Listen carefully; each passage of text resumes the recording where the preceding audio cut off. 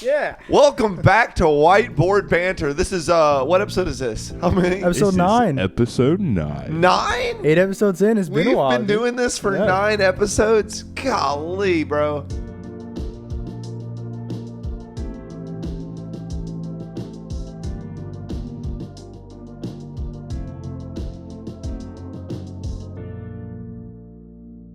Isaiah, how do you feel about this? 8 episodes in, how do you feel? You know, it's early. I'm kind of tired. It's been a fight. It's really been a. Yeah, you were just setting everything up and you walked in here.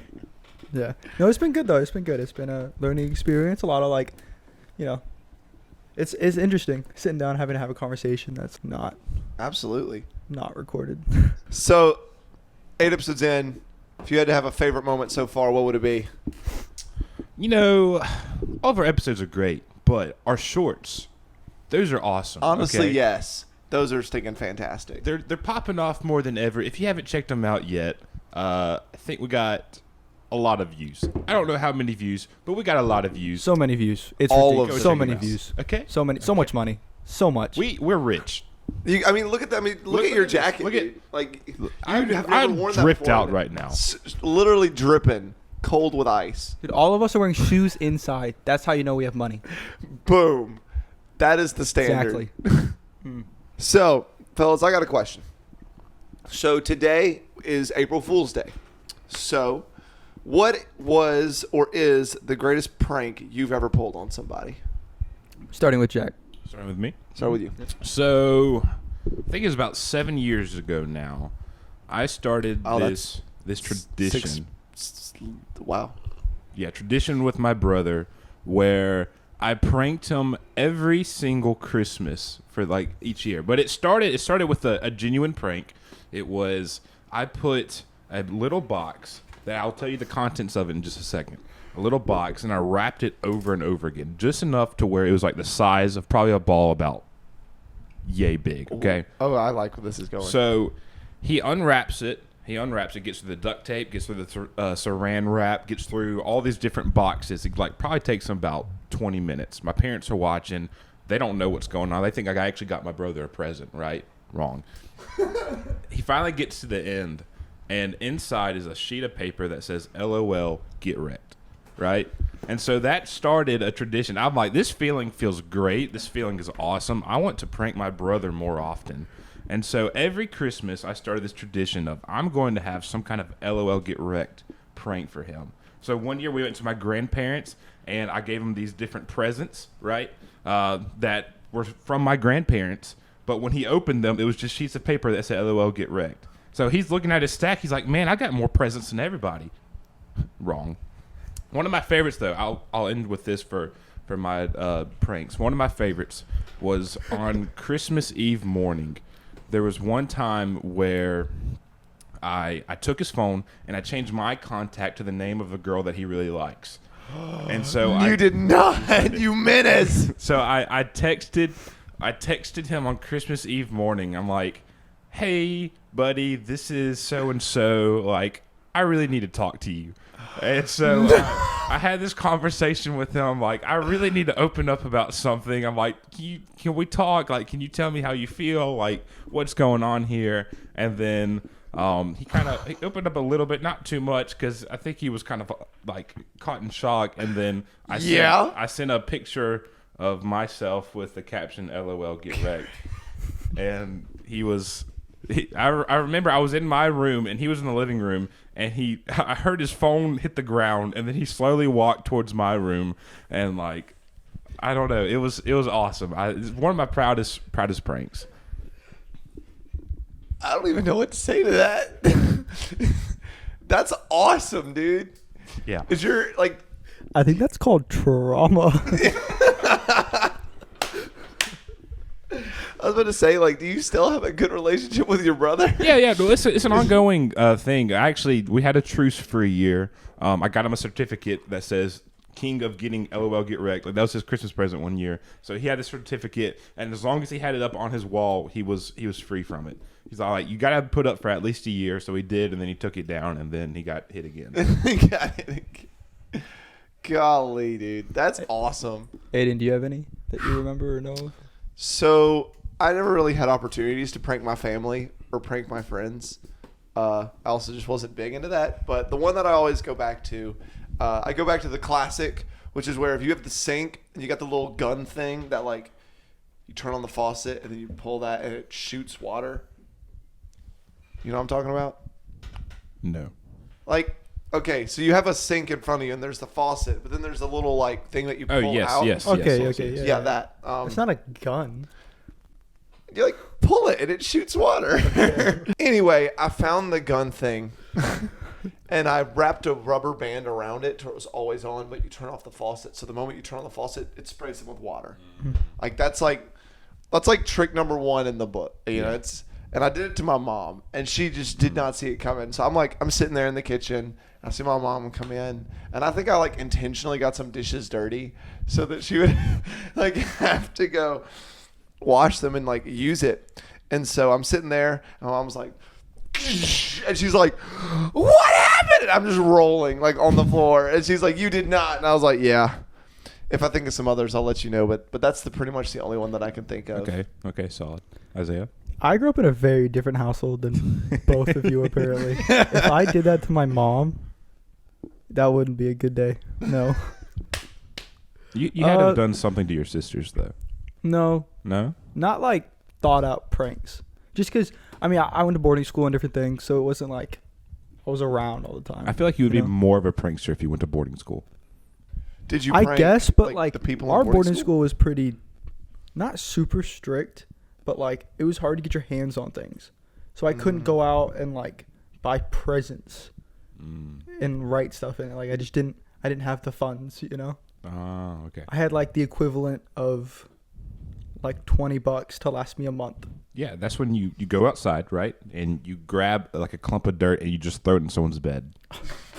It's nice, it's cheap, it's easy. You also get in a lot of trouble for doing that stuff. No, because no one knows it's you. It's dirt, dude. They can't pull Dude, fingers no. and stuff like Imagine you're freaking 10 hours away, like flight travel, and your parents get a phone call saying your kid has to come home for the weekend because he's been suspended for throwing dirt in someone's bed. But if you do it to the right person, it's funny. It's a bunch of funny, like guys. stuck up rich kids. Oh. So like, obviously, So what were you doing? my there? roommate had never swept before in his life. He didn't know how to wash dishes.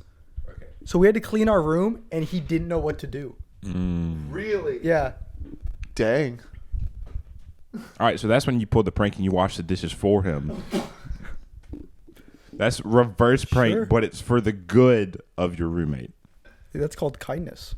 Reverse pranking is a real thing that needs to happen more within our nation for, economical benefit.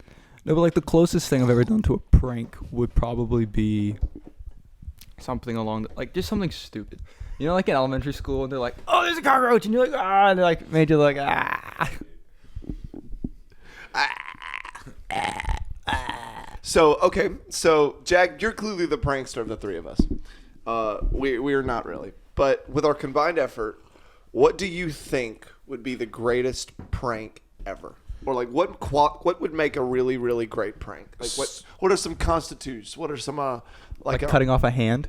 No, that's called something. I don't know what the technical term for that is, but it's definitely It's a joke. dismemberment. it's a joke. Yeah. As long as you do it on April Fool's, ladies and gentlemen, what we're saying to you right now is if you do anything on April Fool's and say April it was Fools? April Fools, April Fools, April Fools. April. Hey, Janae, if you do anything on April Fools, it is a joke if you state so otherwise. All right, so you're saying like what constitutes like a good prank? All right, you know what? Let me rephrase this question. Okay. What would be to you the ideal prank, or like the best prank, like your magnum opus of a prank? So Just gaslighting someone. Okay. Like, That's no. no, just like making them believe something is true or is happening, but is not, and you get everyone in on it. Okay, So like actually, they all yes. convince this person that this is going on. So I actually did this in high school. Wait, what? So we had a girl in our class. Jack was just like a walking trauma magnet. No. We did this. So it was the simplest thing, but it was really funny. And because this person knew that we were like messing with her, right? but at the same time, like, just to have everyone in on it except for her, like, it was hilarious. So we had this orange cord connected to the projector in our class. And what we did is, like, everyone but this girl, we told them, like, all right, this cord is yellow from now on. It's no longer orange. This is yellow. And so we're like, hey, Coach Moss, you know, can we get this yellow cord out? And she'd be like, that's orange. I'm like, no, it's yellow. And then everyone would be like, yeah, it's yellow. Look at it. It's yellow. And so, like, we did that throughout the entire year and, like, tried to convince her that the cord was yellow. Did she ever find out that it was not yellow? Well, of course, it's obviously orange. But when you have... But I'm saying, did y'all you have crack? like 50 kids telling you you're an idiot. Like, that would be the worst. Your entire class being like, no, you're stupid. I made sure that wasn't a sensitive area. Okay. But no, going back to like the big prank, right? Not gaslighting, but a different type of gas. I think this has been attempted so many times before, but it hasn't been done as good as it could have. And that is stink bombs. I've had experience not using stink bombs. I was like, what? Wait, what? I thought he said like state bombs. State bombs? Yeah. I know he said stink bombs. Can you clarify to the U.S. government? STATE bombs. No. Clarify that we're not using state bombs.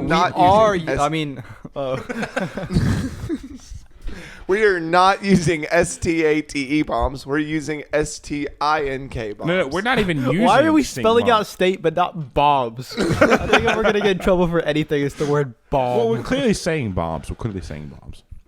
Moving on. We had one incident at summer camp. That's the problem. We're clearly saying bomb. I feel like they're probably the perfect prank for like the most non-harm, but at the same time like the most effective prank that you can do. Right? Okay. Like, just think about it. Like, stink bombs, they're not going to affect you. They're not going to hurt you, but they're going to be super smelly, and they're going to cause people to, like, leave a room. Right? Technically, that's an effect. But... Yeah, but not, like, a long-lasting effect. Like, I'm yeah, not, I like, get what you cutting off your arm, okay? I'm just... Which should be funnier, by the way. Honestly, as long as, like I said, if you state it as a joke after the fact, it does not come back against you. Back to what I was saying. So we had one guy during summer camp who threw a bunch of stink bombs down in our counselor's room, right? Well, they're chaperones. They were chaperones for the trip. And it got, the smell got so bad. Like, the adults were mad. The students that were, like, catty-corning? Not catty-corning. Like, sharing a room with the adults were super angry. So they went up to this dude. They took his mattress. They threw it down the stairwell, like broke the mattress, like gosh. Took all of his snacks, like ate his snacks, and like not like reverse pranked him, like they like. That's kindness. Yeah, that's kindness. They came back like with vengeance, like not even pranking, just vengeance. Which, in all fairness, the room smelled terrible. Like, it was bad, but they came back with like the hardest of vengeances. Oh, so. Sorry, not to cut you off. I didn't do this prank, but that reminded me. We had some like friends visiting us, and it was all these people that had worked together at a camp during a summer, and they were telling us stories. And one of the things they did was at this camp, when the kids weren't there, all the girls lived in this big one cabin, and all the guys lived in another one. And they like started pranking each other, which like little things, like they'd go into the room and like just make everything dirty or something stupid like that. And then the girls went in, and I don't know what they did. They put like soap on everyone's clothes. What? And all the guys just got like furious. Yeah. So they were like, okay, well now we're gonna go into their air vent system. Oh no. Literally go into the air vents, catch a big fish, like go to the store, get a big fish, and they just put it there. Didn't tell them. So we just started rotting in their air vents. And so like the girls for like a week were like going around trying to figure out what this smell was. And then there was some kind of retaliation. I'm not sure, but all I know is that it concluded the girls put like a bunch of rats in the guy's room. No. Like they bought rats from like a pet store, put them in the room, and in the process of trying to get them out, the guys accidentally killed it. Yeah. That's awful. I don't know. It seems pretty effective. That seems like if we're on the topic of prank wars, right? I feel like this was a good prank war. It's slightly traumatic. That's good. In what ways, in your own personal experience, what ways would you say it's traumatic? So, like... Here's a real question. Like, as a name threat. the rat? Did you... What? I wasn't there. You weren't there. How do you know about this? I told you it was people that we met that all worked at a camp together. Okay. Well, did they name the rat? Because the girls released the rats into the guy's room. Right. Yeah. And like put it throughout their bags. Uh-huh. There were like 3 of them, and then they accidentally killed one. I don't know how that happens. That's a whole new level of terror, man. No, but another thing about pranks that I remember, my sisters, the thing I would do to them is I would convince them that something was what it wasn't. Yep. That's gaslighting. So like I would convince them certain earbuds were Bluetooth, or like all like nothing specific, but like just different things like that. So they would go around. My brother did this to me too. You'd go around and say like, oh no, this is like that. Oh no, like those. You don't have to plug those headphones in. They're Bluetooth, and everyone's like, Yeah, that's gaslighting. So- we need more ethical pranking, Isaiah. So as More I'm sitting there ethical thinking about it, More ethical pranking. well, I was never the prankster. I got pranked like a lot. Okay, tell us. But one that I can think of right now is that I don't know if you could call this a prank, but it was definitely. I went to a senior year of high school. I went to summer camp, and that night, curfew was at, let's say 10:30 or 11. The first 3 nights I missed curfew. Like I was out past curfew. By that third night, and I passed it, and I was like, I don't care. I'm gonna hang out. I came back to the dorm, and my youth pastor's like, dude, you've missed curfew 3 times in a row. So what he does is he takes the shirt that you got from the camp and turned it inside out and got a Sharpie and wrote, I missed curfew 3 days in a row on the shirt, and made me wear it like all day the next day. I've got a video on my phone. I think that's called shaming, like public shaming. Well, he took me to the cafeteria the next morning and yelled, hey, everybody, this guy's missed curfew 3 days in a row. Boo him. And everyone went like, ah. What is it with like teachers and counselors using like public shaming as like a way to teach kids? Because it's effective. What Yeah. happened to like more ethical, Mr. Freaking? We No, need no, pranks to be there's- more ethical. there's- No, but we should shame people There are publicly ethical at a pranks. consistent rate. Okay, when you say it like that, it doesn't sound the best, right? But No, like just because a kid was talking too much doesn't mean he should stand in front of the class and like dude, write why crap not? on the Why board. not? Why not? Well, like I think shaming, I just don't think it's healthy. Okay. Like when I was a kid, all the time teachers would make me stand outside of the classroom, For Really? What? For what? just like being stupid. I don't know. It's a Elaborate. long story. Okay, No. we got time. We're sitting down. We got time. Anyway, they would make me stand outside the class, and anyone Welcome that to walked White Board by, Therapy, where we dissect each other's prank trauma. they would like make me tell them. And they would like tell, like the teacher would stand out there with me, and someone would walk by and they would like wave him down. Be like, ask him why he's here. Are you for real? Yeah. That's Yeah, but I bet you. that's a whole new level of thought terror. about your actions more when they did that to you. I mean, it didn't happen any less. Like, I Okay. still got kicked out just as much. So, if anything, you enjoyed the attention of No, being. I hated it. Are you sure? Well, because, okay, so it was during yoga class. And in yoga class. I'm sorry. Time out. Where did you have yoga class? So I went to a international school. Okay, and they had yoga Where, like, class. yes, it was mandatory. Everyone had What to take grade? yoga class. Every grade. Dude, we missed out. Every single grade. And everyone had to have like an elective too. So there was like taekwondo, piano. So why don't you guitar. do taekwondo? I was about or to something? say, dude. No, it was piano and you had to do that. I did taekwondo, but I quit because the teacher like sat me down and like put his, so like your legs are like this, and you put his feet on your feet and made you do the splits. And like I almost like cried. So I was like, I'm not doing that. And he did it every class. So I was like, I'm not doing that anymore. It's not that fun to kick a wall. It doesn't seem legal. Moving on. But I mean, if you're using the thing like public shaming's fine, it still gets the same message across. Yeah. Like other kids gonna be like, I don't want to. What do you feel Be in about his bullying? Love it.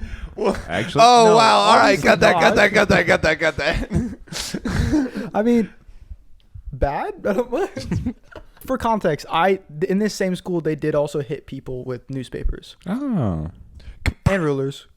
and rulers. Just anything that they could like get their hands on. It's just ad-libbing. Scrap.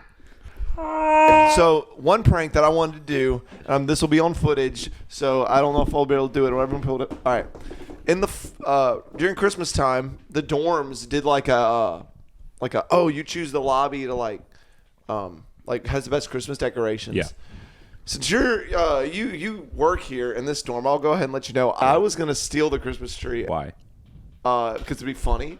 Okay. Because we I would have win. people that may disagree with that statement. I guess that's my problem. It's like I'll think of really fantastic pranks, but I'll never carry them out because I don't want to be a menace. I feel like that one was probably a good one to carry out. I feel like people would probably, try and get you in trouble for that one. That's definitely That's why you get Isaiah to do it.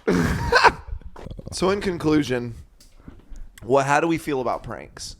I think that we feel bad about bullying. We kind of established that, but dissecting and instilling trauma doesn't seem to be that harmful. I also think pranks are always funnier when I don't know. I've never been around a prank that was like genuinely hilarious. It's always kind of like it doesn't meet your expectations, Like the prank ends and you're like, I mean, you gotta have better pranks though, right? You gotta have the surprise factor. I think is the key element of a prank. Like something that no one expects, even the people that know you're going to prank, like they're not going to expect. Like for example, I'll conclude with this: the last prank I did this to my brother the last year for the LOL Get Wrecked, right? I told my parents, I'm like, all right, I got a good one this year. So what I did is I did the typical filled in 3 presents that weren't actually presents with him, right? Like 3 presents that didn't actually have a gift from my grandparents. And what I did is I went to the dollar store and I got these little like toy babies with like just like a white shirt and like nothing else on it, just like a white like outfit. And I wrote LOL Get Wrecked on all those babies, and then like I dressed them up like with hair, like mustaches, tattoos. And no one. I would just like to notice that his prank definitely started in middle school because he said "LOL Get Wrecked." Yes. He never matured past that. And he still finds it funny. It's one of those things you can't change it. That like you have to have something that is like canon, I guess you could say, like something that's canon. Yeah, sure. This is canon now. Something that's continuous, like that stays, and then a surprise factor for each. So like he opened these presents, and it's just a freaking toy baby with LOL Get Wrecked on it. Like, who's gonna think of that? So you mentioned surprise factor. Well, guess what, Jack? Yes. You're actually a stuffed animal.